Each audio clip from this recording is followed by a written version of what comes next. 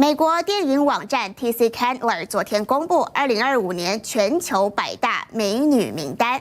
第一名是南韩女团 BLACKPINK 成员 Rosé，Twice 台湾成员周子瑜也排名20名。而100大型男名单中也有亮点，第5名是今年过世的大陆男星于朦胧，被认为死因不单纯，影片中更写出真理、正义、答案等词汇，让粉丝瞬间泪目。排名第一的则是演出《山河令》爆红的大陆男星张哲瀚。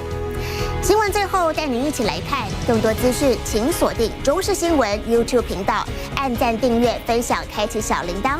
感谢您的收看，我是杨恒，祝您有美好的一天。